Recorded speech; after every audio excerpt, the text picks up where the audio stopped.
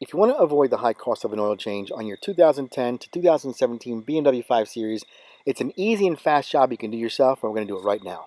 The key to all DIY is having everything you need ahead of time so you're ready to go, and I'll put the links below to this here so you can be ready. Start by running your engine for about 5 minutes, no more than that, but you just want the oil to warm up a tiny bit to make it easier to move. Remove the oil cap, that'll help the oil flow better. I have a lift which makes this job super easy for me, but it's totally doable with a set of ramps or a jack and some jack stands. Just remember, if you jack the car up, use these jacking points, and it's a good idea to use these little pads here just so you don't do any damage underneath.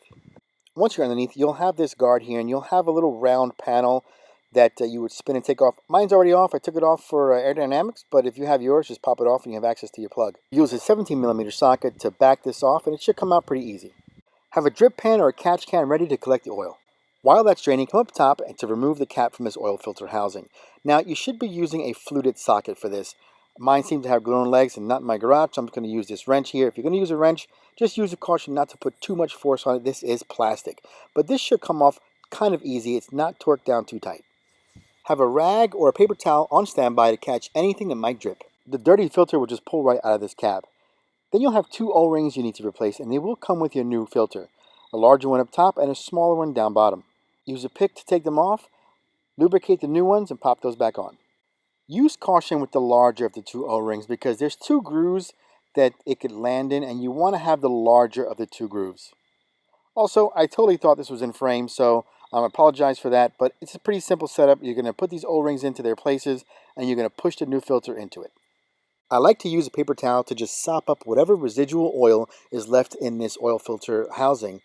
Once you have that cleaned up, you're going to reinstall this filter the way you took it off, and really it just needs to be hand tight. You'll see the filter, the cap, kind of seat and land flush with the aluminum body there, and you know you're good. I give it one tiny little turn after that, and then I'm done. Next, we make our way back down bottom to reinstall the drain plug. Now, you will need a new crush washer, and at least the brand of filters I use will come with a crush washer.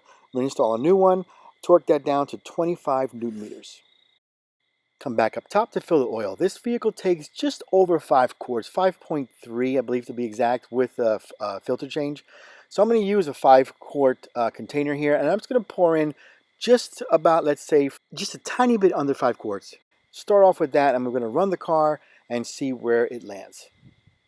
By the way, I'll put a link below to this kit. It's super helpful when doing oil changes, especially because it comes with all these adapters for different vehicles. If you have this car, you know you don't have a dipstick.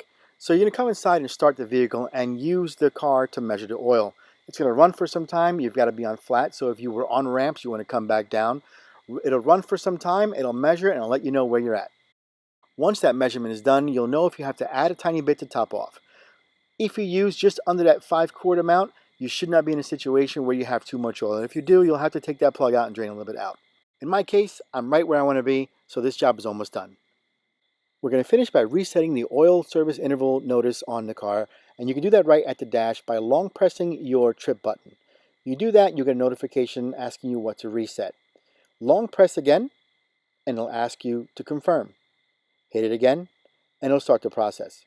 One thing to note is that BMW will tell you this car can go quite a ways before doing your oil changes. Do your oil change every 5,000 miles. Your engine will thank you for it. I like making these videos to show how easy it is to do some of these things on your own, and of course to save a ton of money while doing it. I'll put links below to the tools and items I've used, and if you use my links, I will earn a whole 17 cents.